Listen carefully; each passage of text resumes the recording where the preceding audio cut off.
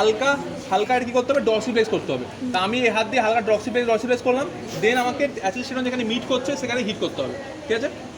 Hit করার সময় কি দেখতে হবে, এই মাসেলে কন্ট্রাকশন হচ্ছে কিনা আমাকে দেখতে হবে।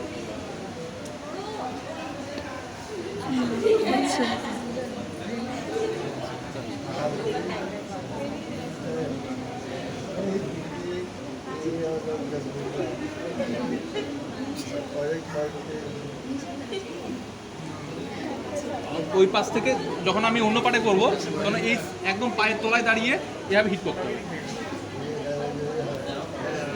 এটা যেমন হলো এখন,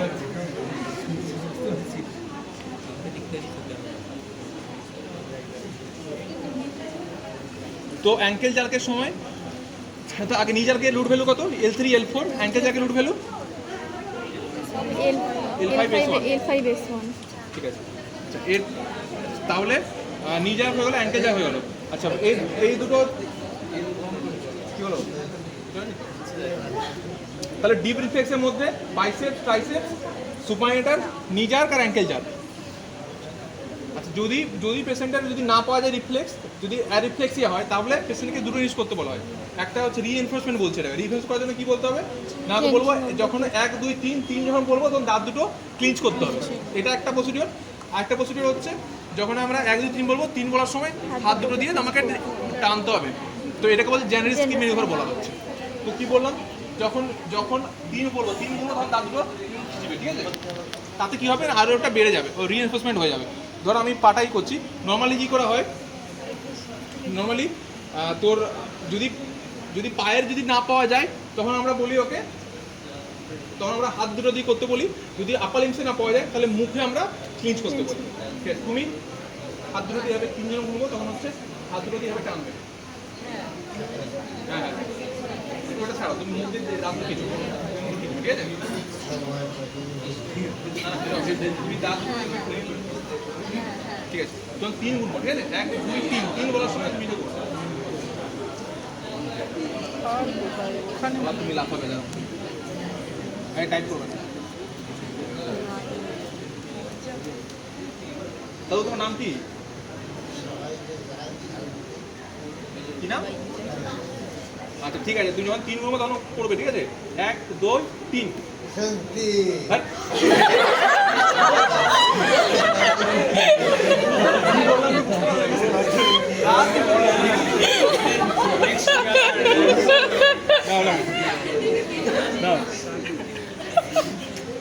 এক দুই তিন,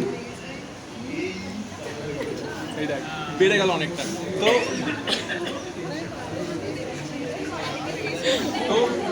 আচ্ছা এরপর যদি না পাওয়া যায় তাহলে বললাম দুটো মেনুবার, একটা দাঁত ক্লিজ করতে হবে আর একটা হচ্ছে জেনেটিক মেনুবার করতে হবে। আচ্ছা আর যদি খুব বেশি পাওয়া যায়, হাইপার রিফ্লেক্সি হয়, তাহলে ক্লোনাস দেখতে হবে। ক্লোনাস দেখার জন্য কি, ক্লোনাস দেখার জন্য নি ক্লোনাস কীভাবে দেখতে হবে না, আমরা প্রথমে হচ্ছে প্ল্যাটেলা, এই থাম আর ইন্ডেক্স ফিঙ্গার দিয়ে প্ল্যাটেলাটাকে ফিক্স করলাম। ফিক্স করার পর আমাকে ডাইরেক্ট অ্যান্ড ডাউনওয়ার্ড থাস দিতে হবে, ঠিক আছে? নিচেতে থাস দিতে হবে, ধরে রাখতে হবে কিছুক্ষণ। ধরে রাখার পর যদি দেখি প্লেটাটা এভাবে কাঁপছে, নি যদি এভাবে কাঁপতে থাকে, তাহলে সেটা হচ্ছে ক্লোনাস রয়েছে। কি বললাম, আগে প্লেটাটাকে ফিক্স করলাম, নিচ থেকে আমি ভালো করে নিয়ে এসে প্লেটাটা ফিক্স করলাম। ফিক্স করার পর আমি সাডেন অ্যান্ড ডাইরেক্ট একটা ডাউনওয়ার্ড থাস দেবো, এভাবে থাস দিয়ে রাখবো। যদি দেখি যে প্লেটাটা কাঁপতে থাকছে তাহলে সেটা ক্লোনাস, ঠিক আছে? আচ্ছা সিমিলারলি পায়ের যে অ্যাঙ্কেল ক্লোনাস দেখার জন্য কী করতে হবে না, প্রথমে হচ্ছে এই পাটাকে, হিপটাকে ফ্লেক্স করলাম, দেন আমি এই হাতটা, অন্য একটা হাত আমি অ্যাঙ্কেল নিয়ের উপর নিয়ে তলায় রাখলাম। তলায় রাখার পর পাটাকে হালকা ডরসিফ্লেক্স করে রাখবো, খুব জোরে না, হালকা ডরসিফ্লেক্স করে রাখবো।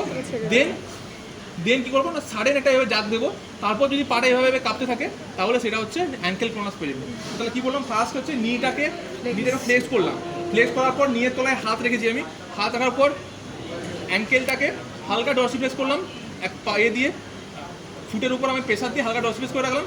দেন সাডেন আমি যদি ডরসিফ্লেক্স করে দিই, তারপর যদি পাটা এভাবে কাঁপতে থাকে তাহলে সেটা হচ্ছে ক্লোনাস, অ্যাঙ্কেল ক্লোনাস আর নি ক্লোনাস। এর মোটামুটি